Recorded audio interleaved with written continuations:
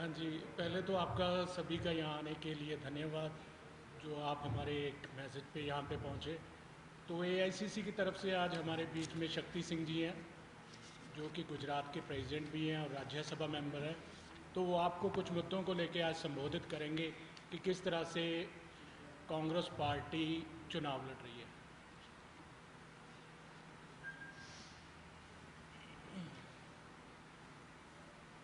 काफ़ी दिनों के बाद आप सभी को मिलना हुआ है।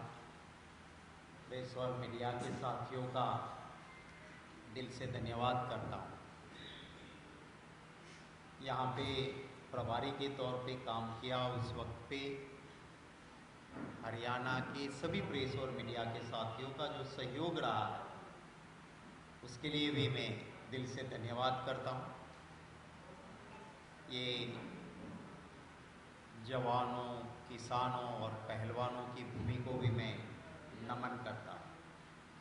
मेरे साथ आज की प्रेस ब्रीफिंग में मौजूद राणा चहल जी, केवल दिगड़ा जी, चित्रा जी, केसी भाटिया जी, विजय रैना जी और हमारे कांग्रेस परिवार के साथियों, प्रेस और मीडिया के दोस्तों, आप सभी का दिल से स्वागत करता हूँ। लोकतंत्र में जनता जनार्दन है। लोकतंत्र की मजा यही है कि जनता जिसे चाहती है उसे शासन देती है, सत्ता मिलती है। पर अगर शासक ये भूल जाता है कि 5 साल के बाद उसी जनता की अदालत में जाना है और जनता के आशीर्वाद से मैं बना या मेरी पार्टी बनी है, वो भूल के अगर कोई शासक अहंकार करता है तो यही जनता जनार्दन बड़े सिंहासन से मिट्टी में भी मिला देती है। ये हकीकत है। भारतीय जनता पार्टी ने अहंकार किया, आवाम का अपमान भी किया है। कितनी सीट मिलेगी वो आपके पैसे या घमंड से तय नहीं होता है, वो जनता के आशीर्वाद से तय होता है। लोकतंत्र की सबसे पहली शर्त है कि लोगों की आवाज सुनो। जनता से आवाज उठती है तो उनके साथ संवाद करो, संघर्ष नहीं। ये लोकतंत्र में हर वक्त कोई भी सरकार आई उसने किया। मैं गुजरात से आता हूं और ये आज जो भाजपा के नंबर 1, 2 बन के पूरे भाजपा को 2 मैन पार्टी बना के रखा है, उन्हीं के राज्य से आता।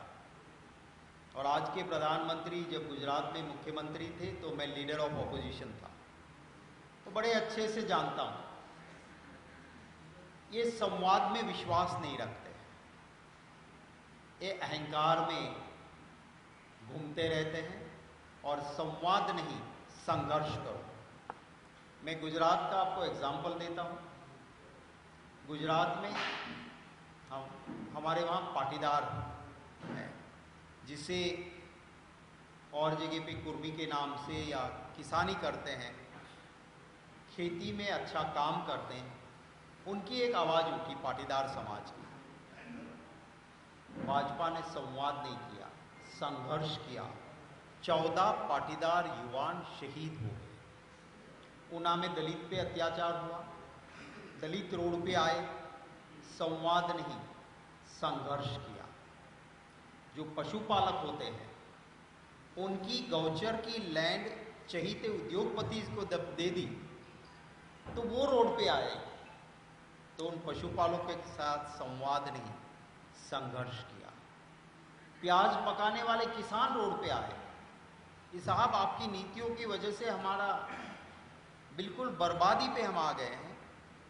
संवाद नहीं, लाठी चलाई, संघर्ष किया। आप जानते हो यहाँ वही मॉडल, गुजरात का मोदी मॉडल देश में भी लागू हुआ और हरियाणा में भी लागू हुआ। आपके यहाँ हरियाणा के सरपंच गए, हुड्डा जी थे मुख्यमंत्री उस वक्त पे, कोई भी आवाज उठती थी वो संवाद करते थे, संघर्ष नहीं। ये जब हरियाणा के सरपंच गए, ई टेंडरिंग का मामला था, तो संवाद नहीं किया, संघर्ष किया और लाठी चलाई।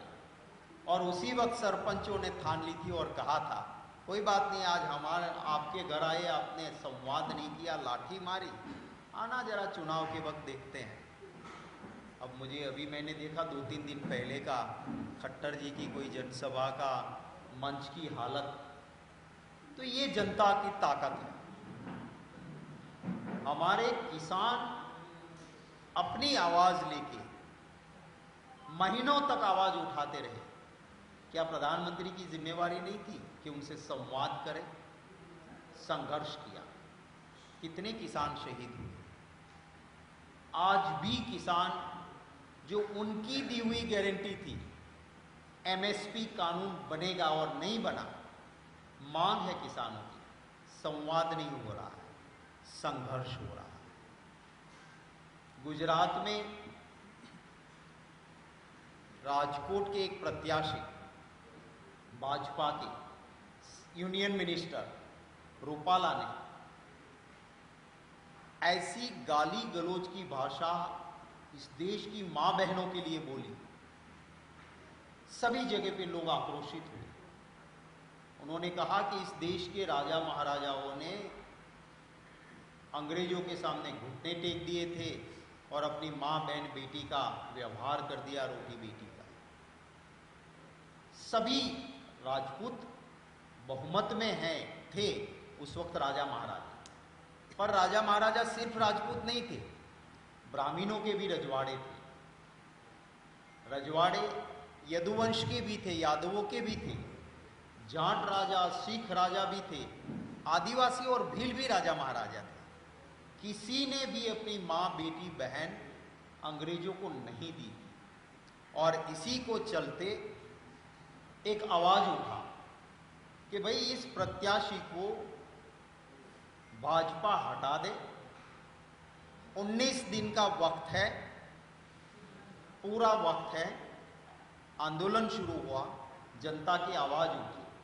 अब देखिए, मैं भी एक सरकार में मिनिस्टर रहा हूं। जब कोई आंदोलन चलता है तो सरकार को पूछा जाता है कि आंदोलनकारी के साथ कैसा व्यवहार करें। मैं हेल्थ का मिनिस्टर था, मेरे डॉक्टर्स, रेसिडेंस डॉक्टर स्ट्राइक पे थे। मुझे पुलिस कमिश्नर ने पूछा, मैंने कहा कोई डंडा नहीं चलेगा, कोई भी जबरदस्ती नहीं होगी, मैं संवाद करूंगा, रास्ता निकलेगा। यहां पे बीजेपी सरकार ने क्या किया? गुजरात में आंदोलन चल रहा था राजपूतों का, तो एक राजपूत नेता आंदोलन के लिए निकले। आप वीडियो देखेंगे तो पता चलेगा।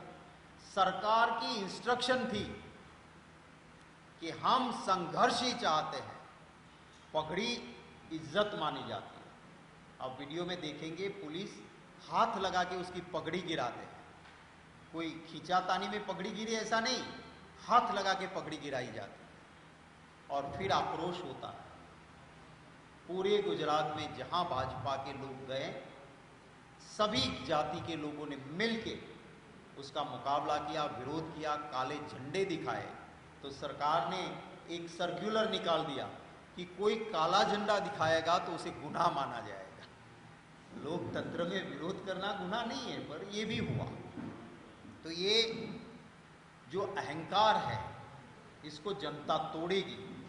मैं यही बात आपके सामने रखने के लिए आया हूं। इसके साथ साथ 2 और मुद्दों पे आपके साथ बात करनी है। आप जानते हैं, आजकल चलता है कि चुनाव लड़ती तो हम कहते हैं कांग्रेस का मैनिफेस्टो, कांग्रेस की गारंटी, क्योंकि लोकतंत्र में पार्टी बड़ी होती है और हमारी तो Britain parliament of practice and procedure से एडेप्ट की हुई डेमोक्रेसी है, जहां चुने हुए एमपी अपने नेता को तय करते हैं। तो पार्टी कहती है, यहां भाजपा की नहीं, एनडीए की नहीं, मोदी गारंटी। तो इसीलिए मैं आपको याद दिलाना चाहता हूं, आपके जरिए हरियाणा के आवाम को याद कीजिएगा।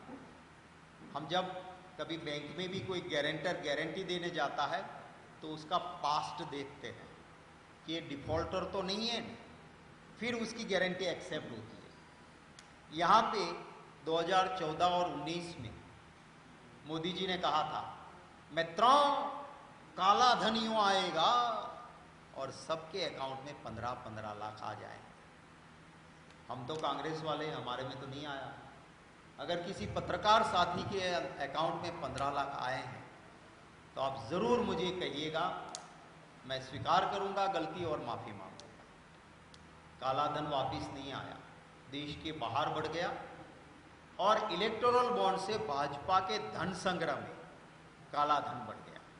दूसरी गारंटी थी उनकी, भाइयों बहनों किसानों की आय दुगनी कर दूंगा। याद कीजिएगा, किसान की आय दुगनी नहीं हुई, खर्चा जरूर दुगना हुआ। डीजल के दाम, खाद के दाम, खाद के बोले दाम नहीं बढ़ाया, क्वांटिटी कम कर दी।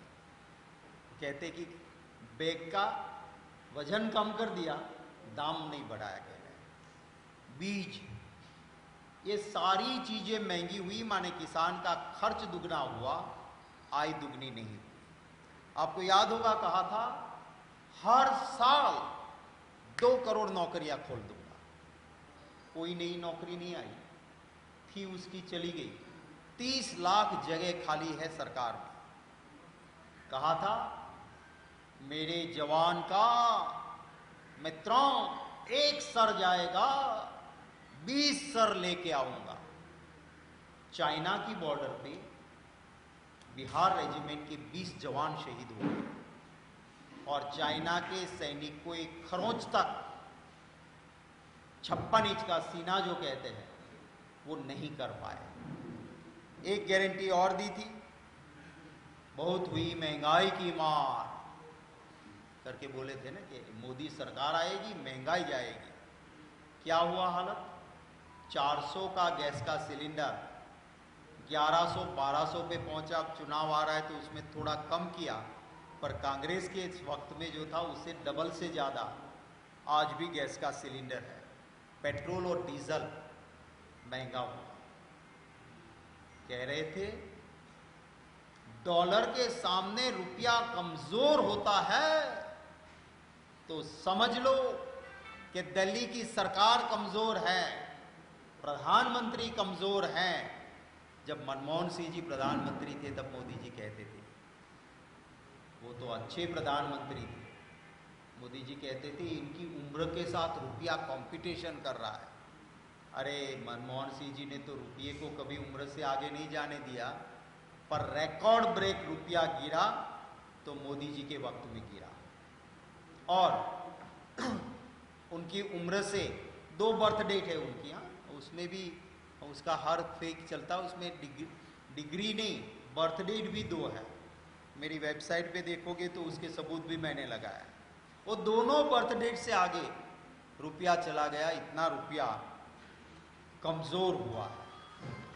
आपको याद होगा मोदी जी की एक गारंटी मैं थोड़ा सुनाना भी चाहूंगा ताकि आपकी याद को भी ताजी हो जाए। ये उन्होंने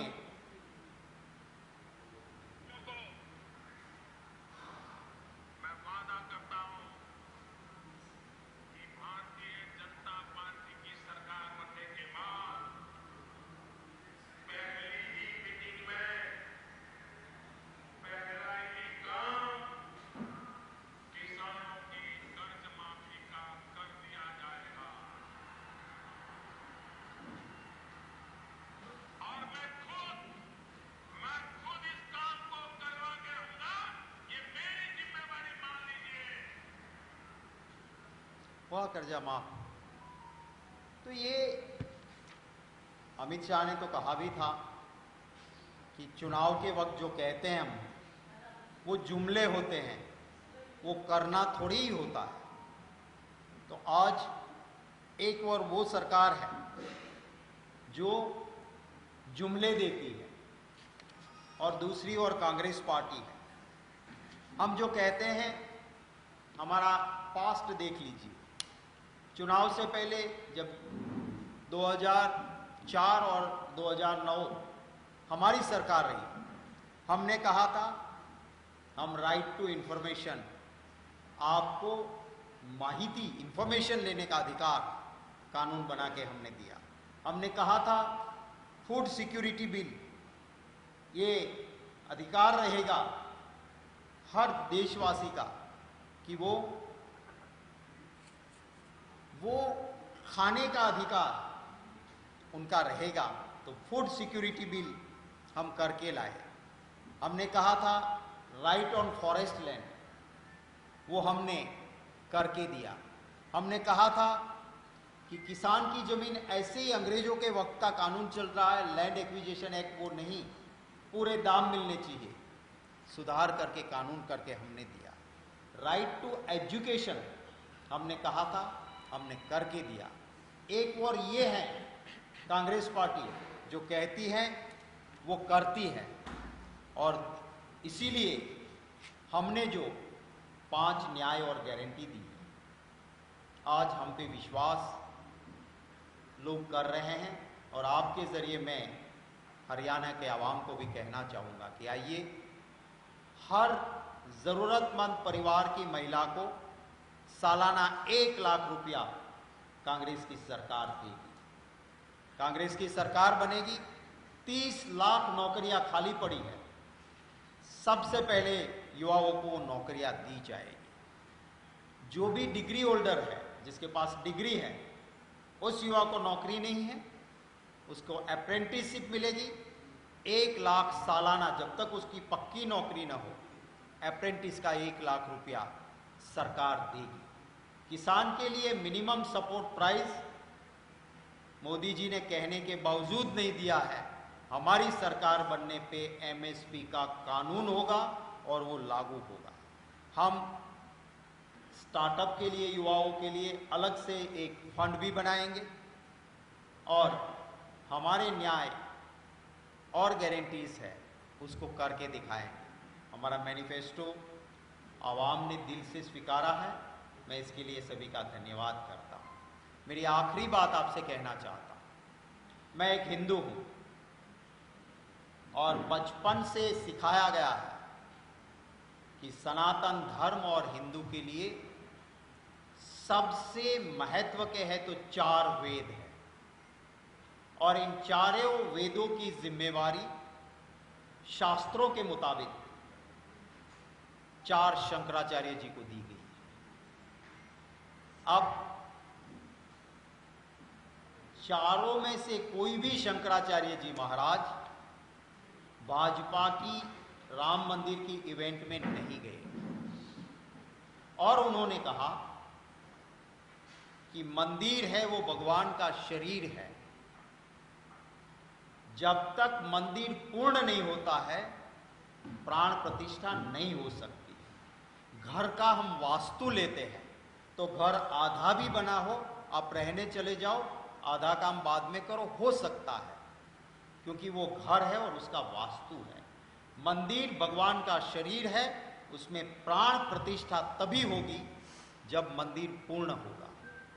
और शंकराचार्य जी महाराज ने कहा कि अधूरे मंदिर में प्राण प्रतिष्ठा पाप है, पर भाजपा को और मोदी जी को चुनाव में मंदिर का फायदा लेना था, तो शंकराचार्य जी महाराजों की बात नहीं मानी। पहले जवाब दे मोदी जी, क्यों नहीं मानी आपने ये बात? एक भी शंकराचार्य जी महाराज इसमें अलग नहीं थे। मैं आपको एक छोटी सी चंद वीडियो दिखा दूंगा जो शंकराचार्य जी महाराज बोल रहे हैं, और उसके बाद आप चाहे तो और वीडियोस भी आपके साथ शेयर करूंगा। शंकराचार्य जी महाराज ने कहा कि आप ये जो कर रहे हो, मैंने एक ही बात किया है, जो मंदिर है वो परमात्मा का शरीर है, और उसका जो शिखर है वो उनकी आंख, जो कलश है वो उनका सिर है, और इसी तरह से चरण से चलता है। तो अभी सिर बना है सब ऋषि महर्षियों ने एक ही बात निरूपित किया है कि जो मंदिर है वो परमात्मा का शरीर है, और उसका जो शिखर है वो उनकी आंख, जो कलश है वो उनका शरीर, और जो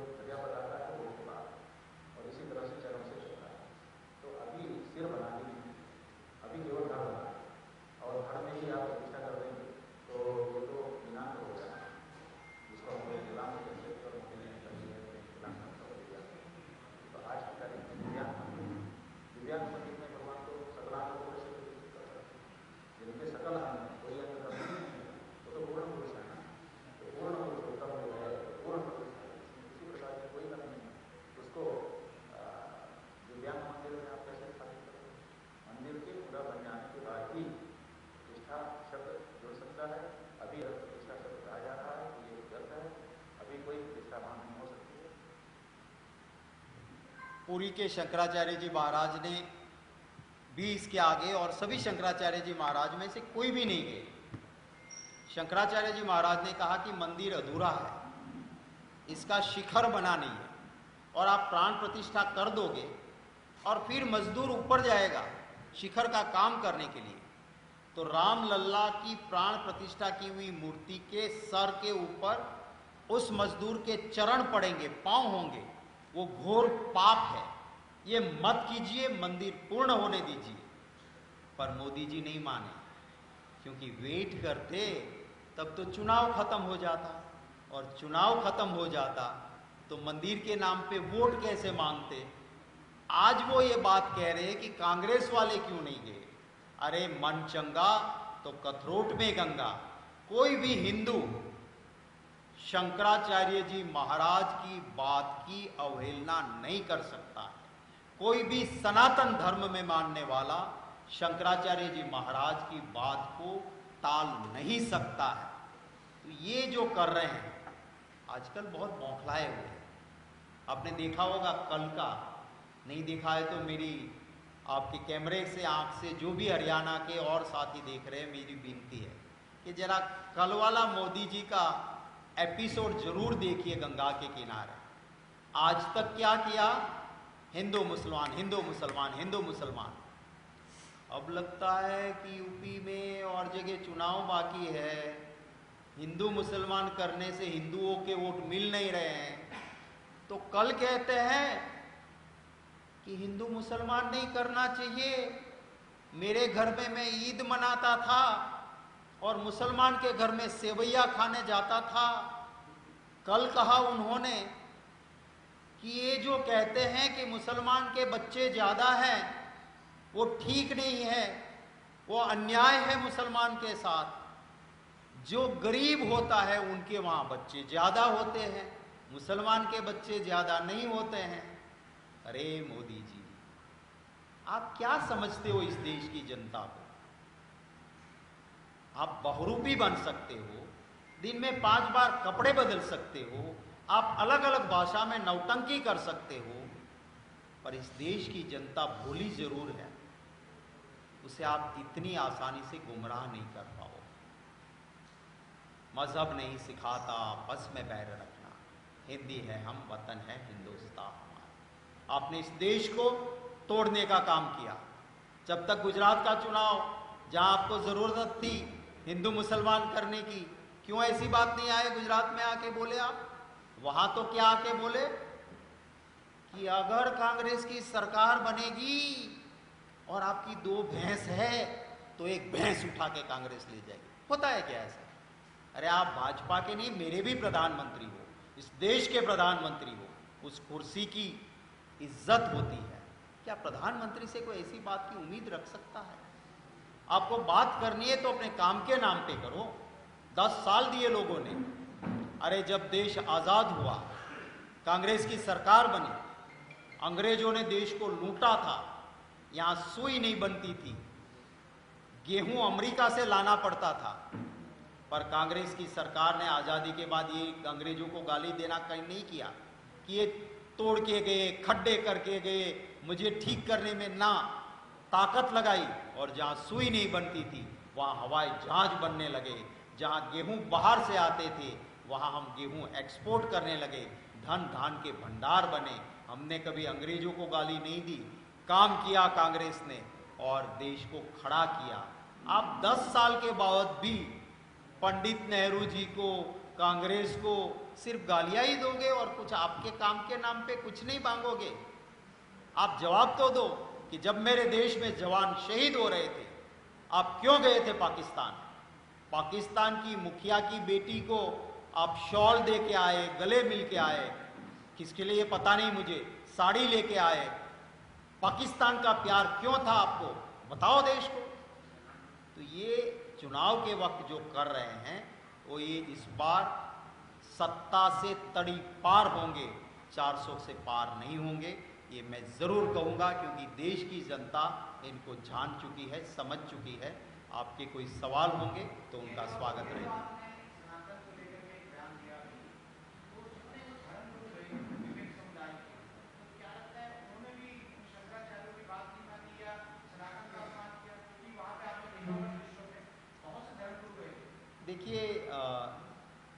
रावण भी जब सीता जी को हत्याने गया ऋषि का रूप लेके गया,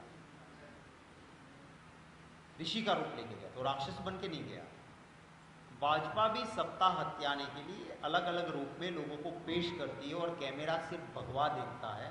भगवा इस देश में शहीदी के लिए निकले हुए लोगों का कलर था, भगवा साधु सूफी संतों का कलर था, मर मिटने वाले राजपूत निकलते थे वो केसरिया करके निकलते थे। तो उस कलर पे मत जाइए। इस हमारे शास्त्रों में शंकराचार्य जी महाराज आखिरी है, सनातन धर्म हिंदू धर्म में ये आखिरी है। वो नहीं गए और उन्होंने जो कहा वो मैंने आपको वीडियो दिखाया। पुरी के शंकराचार्य जी महाराज ने बहुत अच्छे लॉजिक के साथ बात की, डिटेल में बात की, और कोई भी नहीं गए। वेट करने में क्या दिक्कत थी आप बताइए? ये प्राण प्रतिष्ठा है, मंदिर का वास्तु नहीं है। और अगर प्राण प्रतिष्ठा है तो प्राण अधूरे शरीर में नहीं डाले जाते हैं। वेट क्यों नहीं किया, इसका जवाब देना चाहिए। हम जाएंगे, हर मंदिर में हम जाते हैं, हमारी श्रद्धा है, इससे कोई फर्क नहीं पड़ता है। क्या आप कह रहे हैं कि जो प्राण प्रतिष्ठा समारोह में जो साधु संत गए थे वो अच्छा वेशधारी साधु संत थे? देखिए, मैं ऐसा नहीं कहता हूँ, मैं ना किसी के, मैं उसके लिए किसी के ऊपर आरोप नहीं डालता हूँ। मैं सिर्फ शंकराचार्य जी की बात करता हूँ। कोई गए भी, मैं मानता हूँ, अगर हमारे लोग भी गए, ऐसा नहीं। मंदिर पूर्ण नहीं हुआ है, दर्शन करने के लिए श्रद्धा का विषय है, सब जाएं, कोई दिक्कत नहीं है। जिसको जहाँ श्रद्धा है जाना ही चाहिए। और गए उसमें सभी फर्जी या नकली है ऐसा भी मैं नहीं कहता हूँ। मैं कहता हूँ कि एक भी शंकराचार्य जी महाराज नहीं गए, और शंकराचार्य जी महाराजों ने क्या कहा था उसका मैंने वीडियो दिखाया आपको। मैं एक हिंदू हूँ, मुझे बचपन से सिखाया गया है कि 4 वेद और चारों वेदों और शास्त्रों की जिम्मेवारी के आखिरी लफ्ज शंकराचार्य जी महाराज की। भाजपा से यही सवाल है कि आप इसका जवाब दीजिए कि मंदिर पूर्ण नहीं है। वो जब शंकराचार्य जी महाराज कहते हैं तो आपने उनकी बात क्यों नहीं मानी? यही एक छोटा सा सवाल है। आप गुजरात से बिलोंग करते हैं और गुजरात को कोई बोलना नहीं चाहता है, कांग्रेस का क्या स्थिति होने वाला है गुजरात में? देखिए, जब भी अपने स्टेट का कोई प्रधानमंत्री बनता है तो एक वेव चलती है। मनमोहन सिंह जी को जब नाम दिया तो पंजाब में हमारे सारे जीते। 2014 में मोदी जी गुजरात से पहले बीजेपी की ओर से प्राइम मिनिस्टरियल कैंडिडेट घोषित हुए तो उनकी फेवर में चला और सभी सीटें भाजपा जीती। 5 साल बाद मोदी जी आए और कहा कि आपका बेटा हूँ, गलती किससे नहीं होती है, गलतियाँ हुई हैं, सीख रहा था, अब और 5 साल का आशीर्वाद दे दो, अगर आप एक भी सीट कम दोगे तो मैं दिल्ली नहीं बैठ पाऊँ। Emotional blackmail. लोगों ने वोट दिए, 2019 में भी सभी सीटें मिली। मैं दावे के साथ कहता हूँ, इस बार वो कहते थे कि सब 5-5 लाख के ऊपर वोट की मार्जिन से जीतेंगे, वो तो बंद कर दी भाजपा वाला ने बात। हाथ पांव मारते हैं और हर दिन वहाँ का झगड़ा कैमरे के सामने आ रहा है। तो अब रिजल्ट आने के बाद आप देखेंगे कि गुजरातियों का आशीर्वाद कांग्रेस के साथ है। मैं कोई अहंकारी नहीं हूँ, अमित शाह की तरह के 400 के पहाड़, मोदी जी की तरह, ये नहीं, ये जनता के, पर जनता के साफ आशीर्वाद हमारे साथ थे।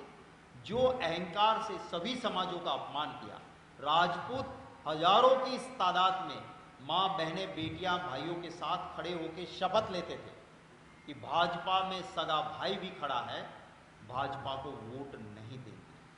वहाँ पे पाटीदारों पे अन्याय हुआ, वो भी नहीं साथ रहे। आखिर में एक ओबीसी कम्युनिटी के लिए अनाप शनाप भाजपा का नेता बोला, वो भी नहीं रहे। तो बीजेपी के लिए, हाँ, हमारे लिए हम मुश्किल में चुनाव लड़े, हमारे 11 अकाउंट फ्रीज हुए, पैसे नहीं, और सामने पूरा काला धन इलेक्टोरल बॉन्ड से भरा पड़ा। भाजपा का खजाना 8,252 करोड़ ऑफिशियल, इसके अलावा तो और भी पानी की तरह वहाँ पैसे बहाए गए। कुछ लोगों ने, मीडिया ने वीडियो चलाया भी, ज़्यादातर लोग क्यों नहीं चलाया पता नहीं, पर चाहिए तो वो वीडियो में भी दूंगा कि पैसे किस तरह से बीजेपी वाले वहाँ बांट रहे थे। पर फिर भी गुजरात में बीजेपी की हालत खस्ता रहेगी। कांग्रेस के लिए बहुत अच्छे नतीजे गुजरात में और देश में आने वाले हैं। एक करके उधर आऊँ, यहाँ लेके आऊँ।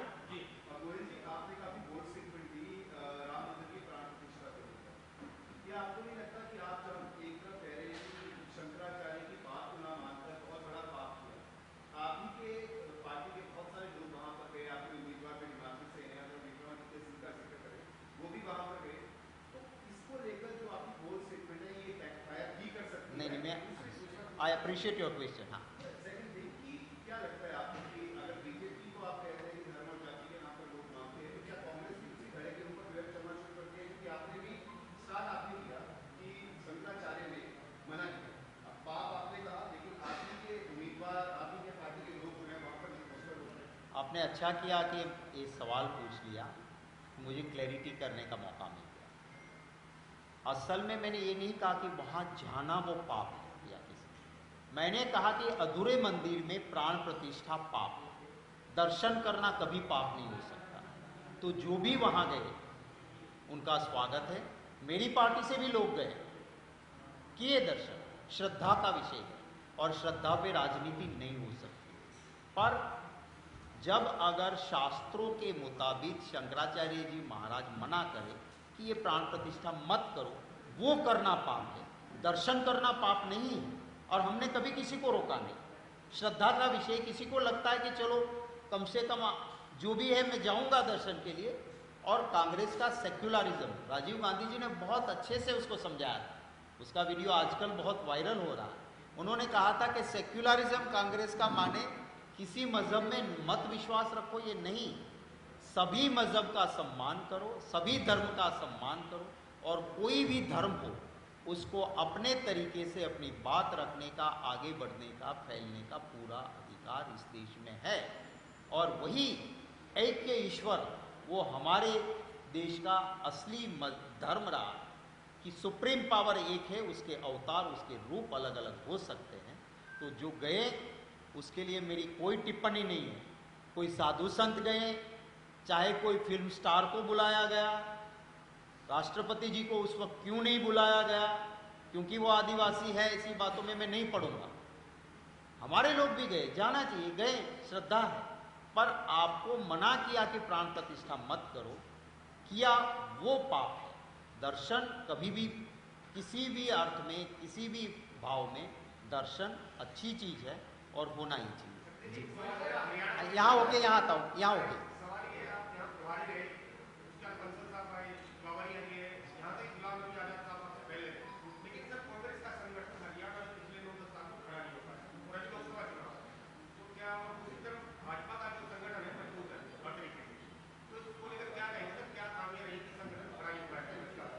देखिए, भाजपा का संगठन मजबूत है आपस में लड़ने में। आजकल आप देख लीजिए, हमारा संगठन पद जरूर नहीं मिले हैं, मैंने भी एक्सरसाइज की, लगभग फाइनल स्टेज पे था, पर एक पार्टी का मैं सैनिक हूँ और जिम्मेवारी गुजरात के लिए मुझे कहा कि तुम्हारी ज़रूरत है, तुम वहीं जाओ, तो वहाँ जाके काम करता हूँ।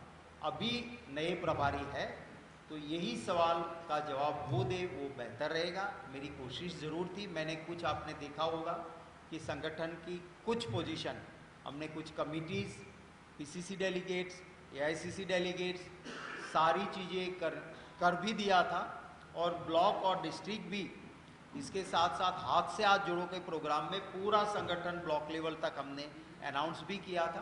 तो संगठन नहीं है ऐसा नहीं है, संगठन है, और मुझे पूरा विश्वास है कि हरियाणा की जनता बीजेपी से त्रस्त है। वो जल्द चुनाव चाहती है कि कांग्रेस की यहाँ सरकार बने। बीजेपी के अहंकार को हरियाणा की जनता जरूर तोड़ेगी और कांग्रेस यहाँ मजबूती से खड़ी होगी, ये मेरे विश्वास है। ये यहाँ जाके यहाँ एक यहाँ के लास्ट टू जी जी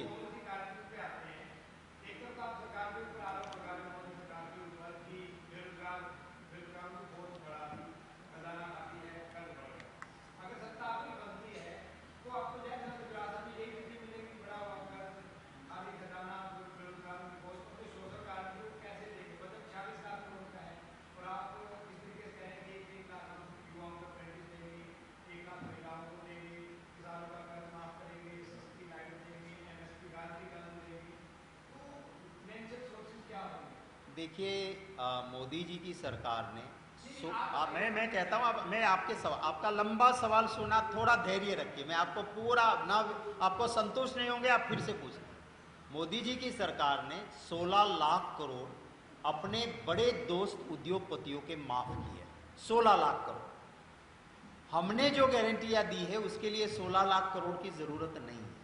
हम इन बड़े उद्योगपतियों का कर्जा माफ के 16 करोड़ है वो नहीं करेंगे, वही पैसा हमारी गारंटियों में लगाएंगे। और हमारा इतिहास है, सब कह रहे थे कि मनरेगा कहां से करोगे, इतना ज्यादा पैसा आएगा कहां से, हर गांव में लोगों को काम दे रहे हो 100 दिन का, पैसे कहां से आएंगे, सब सवाल करते थे। यूपीए में हमने करके दिया और मनरेगा की बहुत ही टीका करते थे, क्रिटिसिज्म करते थे मोदी जी, उनको भी कहना पड़ा, मनरेगा शुरू भी रखना पड़ा और मनरेगा आशीर्वाद रहा।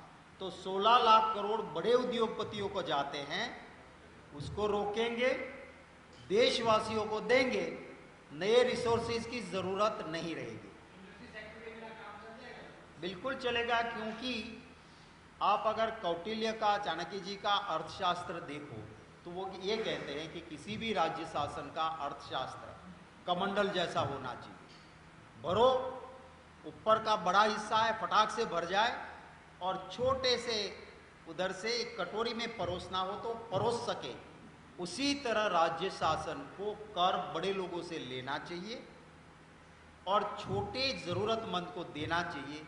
आज 22 लोगों के पास, देश में 22 लोगों के पास इतनी प्रॉपर्टी और पैसे हैं जितने 70 करोड़ देशवासियों के पास है, 70 करोड़।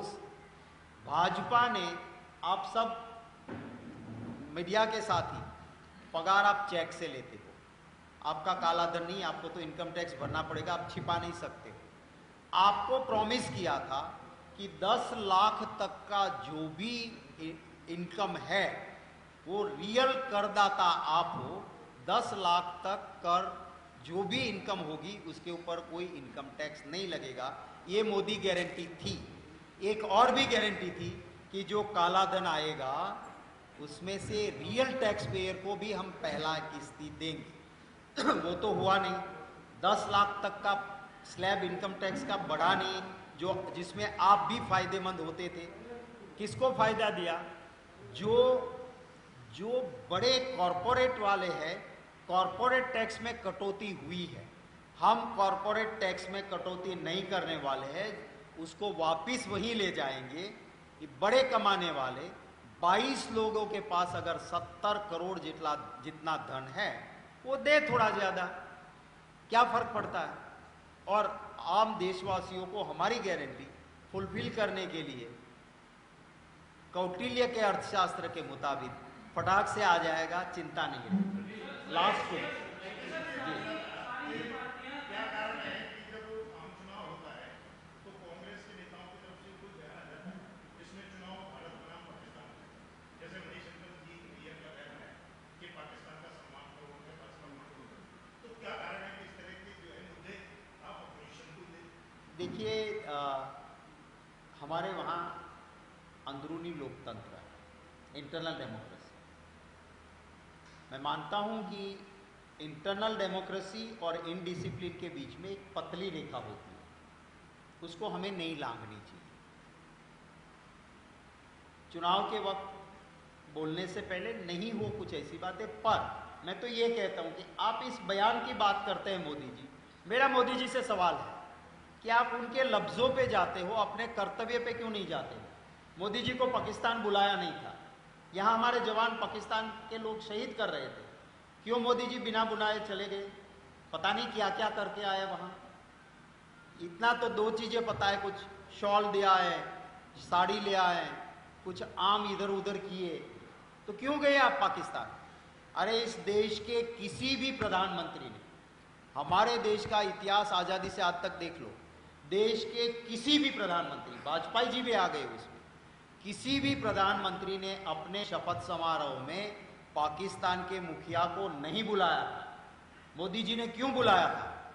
बताएं, कौन सा प्यार, कौन सा इलू इलू था कि उसको आपने बुलाया और उधर चले गए थे आप? क्यों? अब आप एक जिसके पास ना कोई पोजीशन है ऑफिशियल, ना पोस्ट है, उसके बयान के लफ्जों को पकड़ते हो और उस आदमी को छोड़ते हो जिसका चाल चलन और चरित्र पाकिस्तान के लिए है, दिखता है, उसको पूछिए। आप मीडिया के साथी सवाल कीजिए उनसे। Thank you.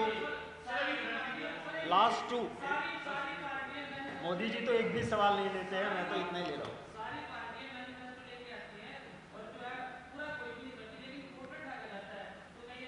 क्या डाला जाता है?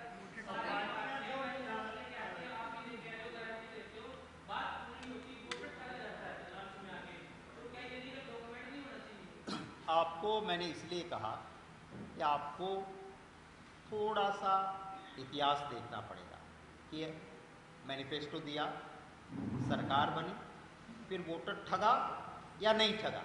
मैंने यूपीए 1-2 के आपको काम गिनाए। आप हमारा मैनिफेस्टो पुराना लेके बैठिए और यूपीए का काम देखिए। हमारी कर्नाटका में सरकार बनी है, हमने जो कहा था आज वहाँ कर रहे हैं हम सब कुछ। हमारी तेलंगाना में सरकार बनी, हमने जो कहा था वो हम वहाँ कर रहे हैं। हमारी राजस्थान में सरकार थी अशोक गहलोत की सरकार। आप अशोक गहलोत की सरकार का मैनिफेस्टो निकालो और 5 साल जो काम किया। कोरोना के दौरान वर्ल्ड हेल्थ ऑर्गेनाइजेशन ने कहा कि अशोक गहलोत की सरकार भीलवाड़ा मॉडल काम कर रही है, वो दुनिया को देखना चाहिए और उसको इंप्लीमेंट करना चाहिए। हाँ,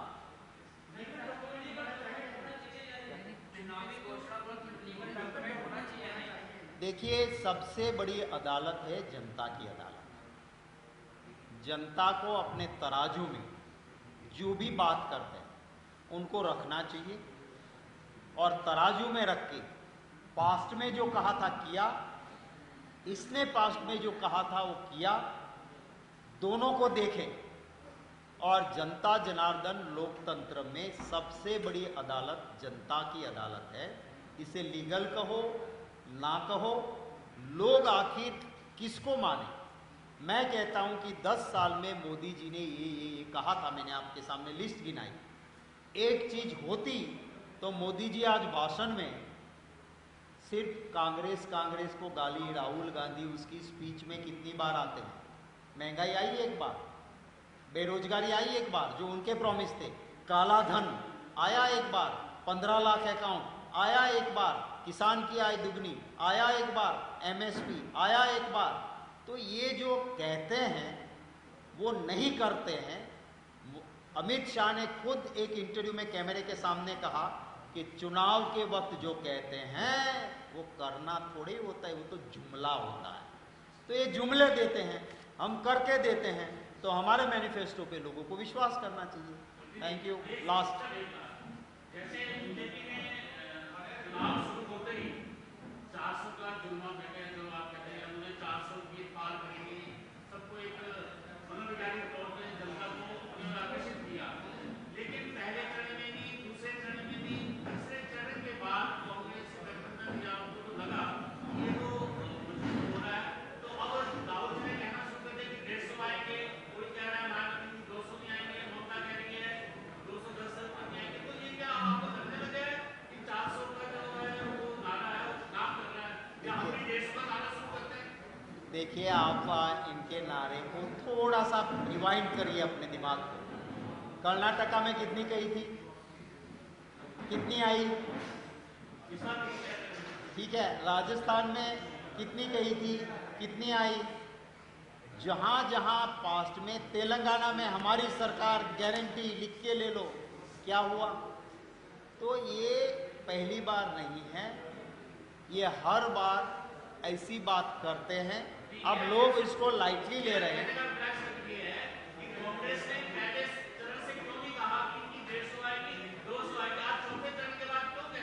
इसलिए क्योंकि हम जुमले नहीं देते। 3 चरण के बाद हमको लगा कि बीजेपी बुरी तरह से पीट रही है, इसके साथ जनता नहीं है। 3 चरण के बाद जो रियलिटी देखी, उसके बाद सच हमने जो है वो कहा है। गांधी जी पूरी दुनिया को, गुजरात से ही आए, मुझे फक्र है कि गांधी जी ने सत्य और अहिंसा दुनिया को सिखाया। बिल्कुल कहते कि कभी कभी बिल्कुल ऑपोजिट एक ही जगह पे मिल जाता है, तो बिल्कुल उसे ऑपोजिट मोदी जी, वो भी गुजरात से हैं, वो सरासर झूठ बोलते हैं। तो ये झूठ है। हमने 3 चरण के बाद हमको लगा कि लोगों का मूड ये है, आप लोग भी, मीडिया वाले भी मानने लगे, सट्टा बाजार भी मानने लगा। जो सट्टा बाजार था वो भी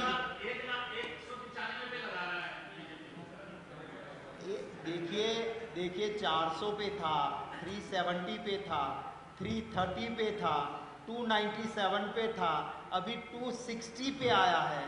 तो ये हर दिन घटता है। 3 चरण में ये हाल है, तो अभी 4 बाकी है।